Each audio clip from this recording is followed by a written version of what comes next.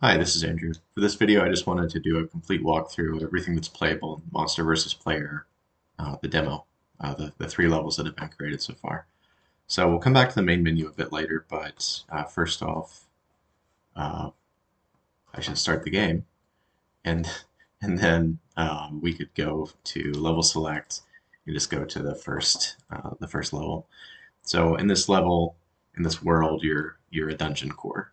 Um, you control an army of monsters. You can put out traps. Basically, you're there against the typical archetype human or player elements, as in like you can fight peasants and paladins and fairies and elves and those kinds of things. So typically, um, when you start off, you're going to need to spawn some units. And if you think about it, this is the world that your dungeon has created.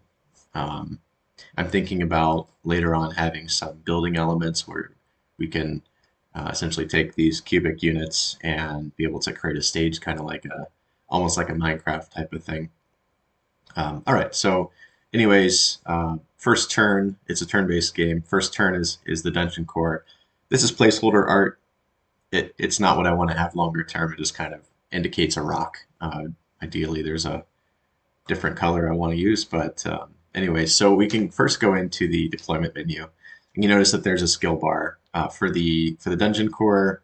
You're going to have two options between spawning monsters and then spawning traps. So I will go in and spawn a ghost. So ghost is one of the three monster characters that are available, and everything has a resource cost. Um, the resource cost is relative based on the level of the monster that you have. So for instance, this ghost character is what I end up playing with the most, and they cost the most. So uh, I should be restricted from spawning one of these because I only have 20 points available for this stage, but that's okay. I'll still spawn them and go into the negative. It's not intended to go that way, but it's doable. So let me spawn a ghost and then let me spawn a troll. All right, so I've got two units out there. Um, if I were to end my turn now, because I don't think I want to have anything else. We can do traps maybe at a different turn. But let's go ahead and end the turn. So now I've got two essentially AI units that are going to go and try to get toward our monsters. Like they're the uh, pillagers of the dungeon, trying to get to that treasure or get XP or whatever players do. All right, so now I've got my ghost character. If you notice, I have what are these called? Just health bars for all of the characters that are currently deployed out on the stage. And whenever you click, you're kind of going to face that direction. And if you notice, the skill bar is dynamic based on the skills that that character has allocated. But anyways, I'm a monster unit. I can be there and be ready for ambush. So I'm going to end my turn. Then I go back to the core.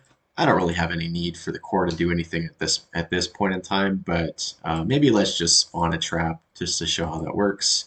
Um, I'm still working on the spawning system. This check mark X thing that you're seeing on the screen was what I initially had when I was spawning monsters, but I thought it to be a little bit easier just to spawn at the direct location of where the core was. But anyways, we could just throw a trap out there, and when any unit enters that trap, it's going to do 15 damage. For now, that's a fixed value. I might think about doing more like percentages later on, but yeah, we can go and do something from that later on. All right, so the paladin and the goat and the paladin and the peasant are going to uh, get closer to fighting. Over here, I've got the troll unit, which is I don't know, troll ogre, one of those things. But he has it's a limited character. That I didn't spend as much time on him, but essentially he's got the ability to swing his tree looking thing here, and maybe we'll get to use that when the player characters come closer. I don't want to do anything with Ghost either. And actually, a good thing to note here is that the this is the most recent thing that I've done in the game is to when I spawn a unit, it's going to make a roll for as that unit. Normal as in white, magic as in blue, or rare as in yellow. So when it is rare, um, it's going to do two rolls to up the damage. Or sorry, I'm not sure exactly where it landed here, but two of these rolls would have been upped. I think movement would have been typically 10, so this one would have had like a +2 on the movement. And I'm not sure what else got changed. Probably the damage, because the damage looks a little high. But that's okay. We could spawn another one just to see what got increased. But um, there's like a roll for power at the beginning of spawning a unit, and later there would be more of like a deployment option to take a you could make it more of um, a higher cost to guarantee that you're going to get a magic or you're going to get a rare out of that scenario, or even the specific affix of what you want that rare or magic to have. Again, we're not really doing anything. We're kind of waiting for them to get close.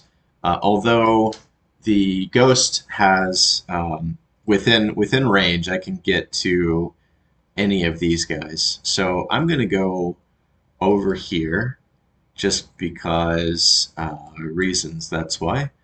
So I've got 4 spells or attacks available to me. The first of which is a projectile. It's a 3-stage projectile. Spawn, fire towards, and then explode on impact. The second I would consider more of a basic attack. That's what I'm gonna do in this case is the basic attack, and I will say that the basic attack is super overtuned. It's like 800% damage, so it's absolutely gonna do it's gonna kill anything in its target. I'm actually gonna reposition by going back and then getting closer because I don't want. Well, I still ended up with like a critical hit. If you notice the red X on the peasant it's going to be a critical hit for him, regardless of where I click. It's kind of like the radius of uh, this attack decal. So if I do that attack action, you notice that the peasant takes enough damage, he expires, and secretly in the game, there's a counter that says the ghost has had 1 kill. I will end my turn since, and that's what the intended goal is, right? That once you end your turn, once you perform an attack or use an item or something like that, that your turn is over. You can't continue to, you know, keep attacking and keep killing. That's kind of cheating. All right, I'm back to the ghost, the core character, and I don't want to do anything this time. At this point, I'll end the turn. Now the paladin is going to detect that the ghost is closer than the other units that are available, and it's actually going to run its roll to say what does it want to do attack wise. So what it found out was that um, it wanted to do a projectile based on the skills that it had available at the time and do an attack that way. So like I said, I didn't mention this yet. The troll character is really limited, and I wanted it to be this way for a reason, that the troll is big and oafy, and his movement is going to be severely restricted, but his power is going to be immense, right? It's kind of like um, if you're wrestling a sumo, you'd want to stay, the heck away from him, and then, you know, find a different strategy than grappling. Anyways, I can try to move him a little bit. He's not going to be able to move a lot, but just a little bit would be okay. And he doesn't have any attack that he can do. Um, I'm going to refrain from just letting the ghost kill everything because that's kind of cheating. But let's move him way over here so that the paladin would see that the troll is a closer unit that he can attempt to do damage against.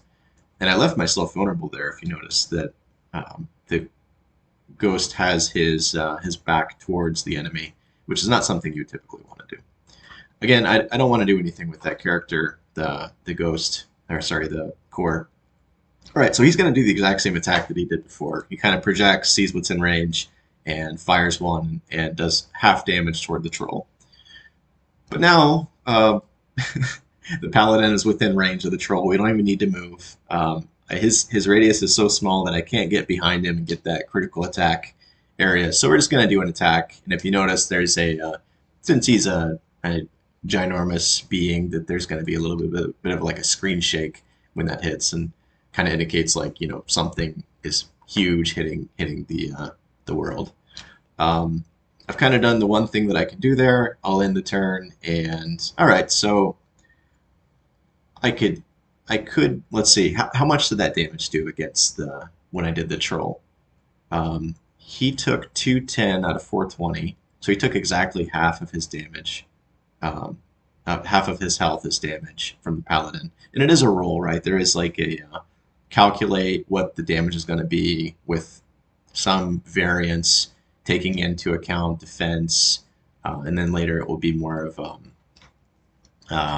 do you call it? Like the affinities that character has. Like the troll would probably be more of like a monster, earthy type of character, whereas the paladin would be more of a holy type of character.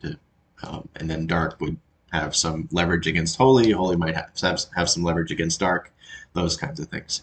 So I suppose that I'll go in here and deliver a killing blow. So this was my favorite skill that I found out of all the skill. What are they called? The particle packs within Unity. So this is kind of like a drag to click operation. You can drag to the valid parts of the scene, and I'm going to land my attack there, which says, right, um, I've got the paladin in my range, and he is vulnerable. Actually, just for fun sakes, let's do it again, and we'll also kill the troll with it. Just, I don't know, friendly fire. That's fun. All right, so if we apply that, it's going to rain down some poisonous meteors. I say poisonous, but there's no actual poison element in the game as of now. All right, so those two units died, and then so the level is over.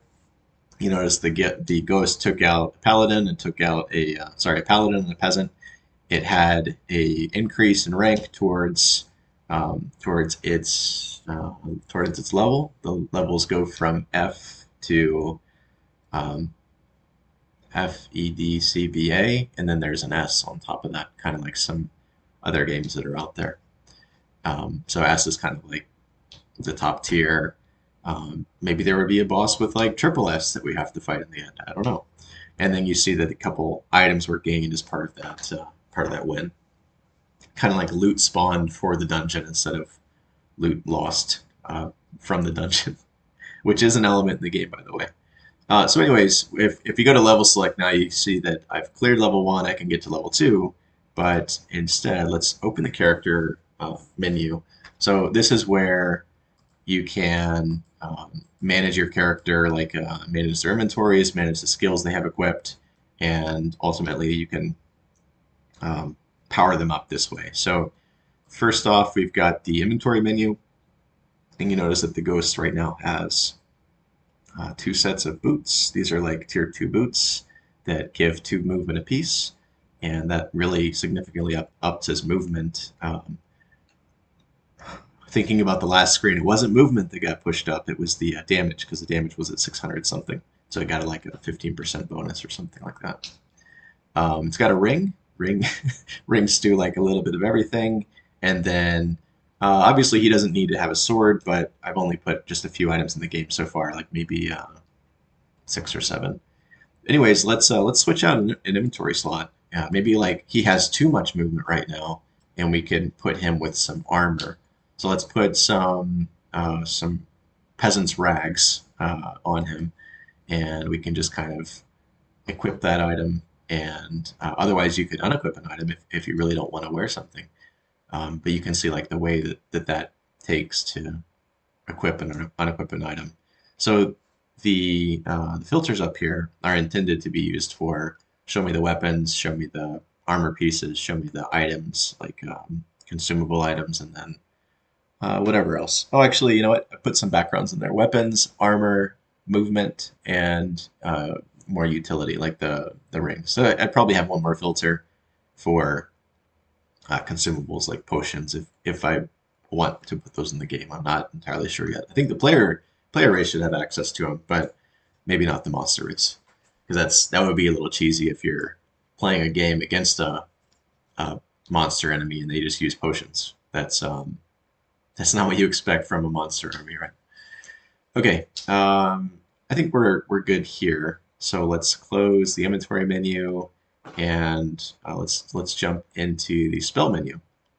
So the spells that are in the game right now are just kind of the minimum set. You know, like this. You've seen a few of these so far. They're kind of like the basic attack, and the, sword thrust for the skeleton, which you haven't seen yet. But then, where's the pitchfork one? Maybe I had a pitchfork one. I think this is it, but I might have overwrote um, the image for the spear thrust. That's okay.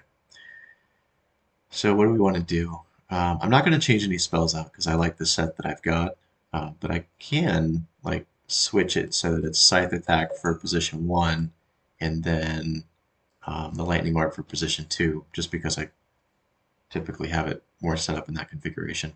And up top, these are meant to be spell schools. So I have this written down somewhere. It's kind of like ice, poison, dark, infernal, nature, and holy or healing or something. There's like an entire tree. I just don't have it up in front of me right now.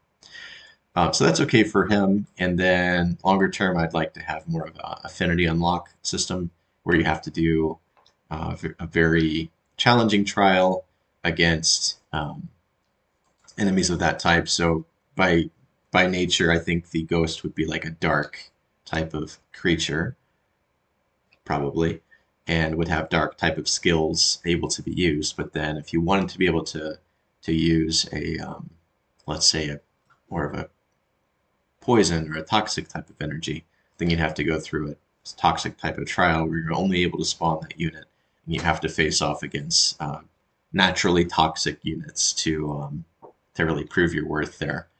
Where it would be really difficult to go in against, let's say, dark against holy, you would be taking almost double the damage, so it'd be really challenging to get across the spectrum. I do have a balanced image somewhere. I have lots of stuff written down, and I think that's one that's written down. All right. Anyways, we're okay with the menu. You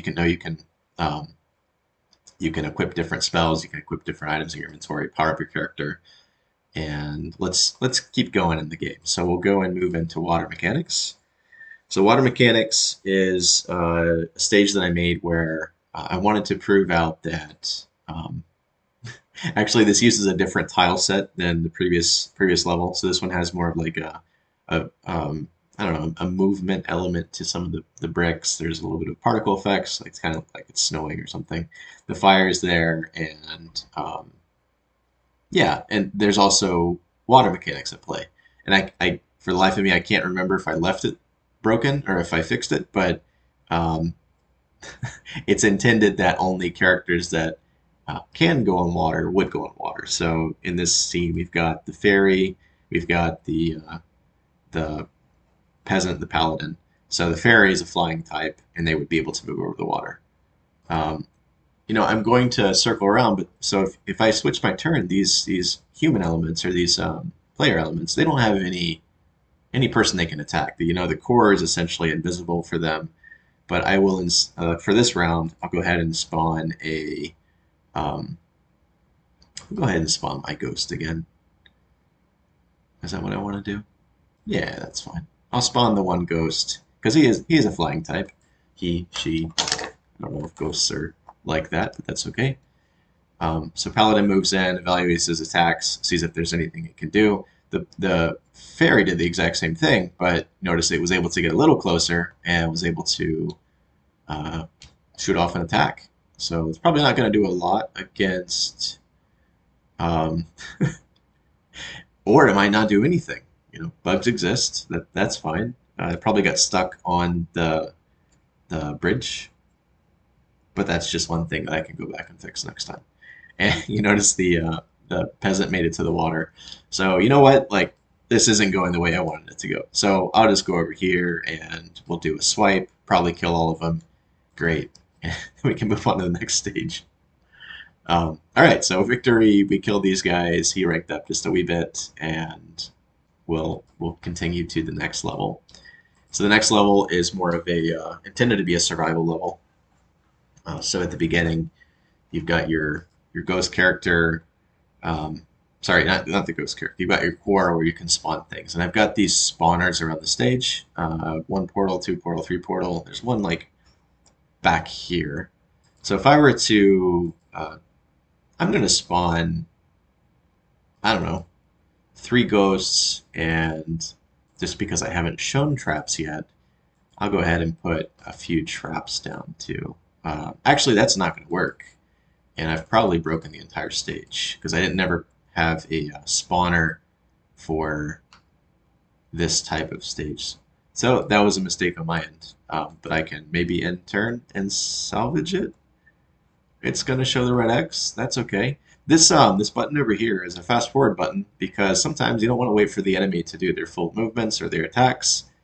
So Fairy's going to do something, fire an attack, and maybe, it's not going to kill him. It'll do a little bit of damage, probably minimal amount of damage. Let's make them go faster. You see how it just kind of did almost 10 times the amount of speed. So this level has a prerequisite that you kill, I don't know, 6 enemies, something like that. And when it spawned, I do not get mouse ogres anymore. When it spawned, when it spawned, hey, at least my cursor changed, so that kind of fixed that problem. Let's go over here, and the ghost should not have a holy attack, but it does. So we'll just use that against peasant. How is one peasant in there but not the other one? That's really like iffy and close. It's a little jumpy, but that's okay. And actually, that's the way the enemy does it too. When they have an AoE attack like this, there's a sampling that goes on. Like, show me 15 different points, and show me the point that had the most monsters within that point, and then I'll use that for my attack. Okay, we'll just. I didn't click apply. That was not fair. You know what? I'll just go up here and maybe I'll do the same thing again, but I'll kill my ghost in the process. This one is against the fairy. I don't like how it's so jumpy. I'll have to fix that. So it's going to hit the ghost. It's going to hit the peasant to peasant. We'll just do an apply and do like a spell effect there where it rains holy magic swords down from the sky, and it did not kill the other ghost, or it did. Uh, it might be at like one health point or something. That's a little odd. When they die, they actually die, so there's got to be something going on there. I'm just going to intern for this one. I don't want to necessarily do anything right now at the moment. Um, we didn't spawn traps. Don't get me into that again. So this green swirling bubble thing, what is he going to do? He's going to do the same attack. I'm going to end my turn on purpose just to show him taking another random sampling because it's like 1 out of 4. They keep doing the same attacks over and over. So let's get through those. And so this green swirling thing, that's meant to be like an XP boost area. Like if you go and absorb those bubbles, then maybe you're taking in essence from the world, and you would rank up as a little bit as a result from that. Not as much as killing a monster, but certainly it's like a way to increase XP over time. And then ideally, I'd like to be able to put that over top of one of those traps so that it's an enticing place, but it's a risk versus reward idea. All right, so I'm going to continue to end my turn until the paladin does something different. So yeah, he finally did a different attack. He did an overhand swing. I think that's this one, and he did a little bit of damage to the magic type where he has an increased amount of damage. Uh, Fairy's got that one attack, continues to do it. The reason that my ghosts don't take damage is because I've played them so many times. I've probably tested my game, I don't know, 200, 300 times, something like that over the development cycle. They continue to rank up. So uh, I guess when I release the if I were to ever release the beta or kind of like a demo to the public, then it would be more of setting everybody from level one and then making it a fair playing field. Okay, well let's just rain down some damage. Hey, one of the ghosts died. I didn't even notice that it happened. Anyways, let's do that poison meteor thing again that I really like, and the paladin would expire, die, whatever. In my turn, I don't know how many I've killed so far. There was like two, two paladins up front. I didn't kill a fairy, so I think I've killed 3 characters so far. And you see, like, as I kill a character, it does a roll to see if there's going to be a new unit spawned in any of these locations. So actually, I'll end his turn. I'll I was gonna lay down a trap, but I don't have that ability.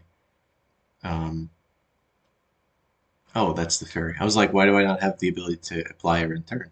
Because the fairy is still trying to take me out. And I think the reason it's the skill bars don't update as soon as damage is taken, which I can fix that. Let's just zoom ahead, and maybe we'll go over here and deliver a let's just deliver a good old slice to him. Peasant, fairy, sure. Killed him off. So I don't know, what is that, 5 units? I think we've got one more to kill before it's a game condition satisfied. All right, maybe we'll move over here and just yeah, let's do it. Let's slice up or let's shoot a projectile toward the fairy since that's what they're firing at us. Spawn it, shoot it, it dies. All right, so we ended up killing 6 characters. That was the requirement. So we got some swords, some, commoner shirt, which is cool because I didn't have this in my inventory before. I don't know why. And then, so Todd's mushrooms is a more of a niche item where um, when you have it equipped, your health goes down, but your magic goes up. It's almost like a magic mushroom. All right, so if we continue, we go back to the main menu, unless I didn't wire it in, and then it doesn't do anything. So that's fine. That's an easy bug to fix. That would be the end of the game, and I will have I'll put this on YouTube, and I'll have a link to a playable demo after I fix a few things. Thanks for your time.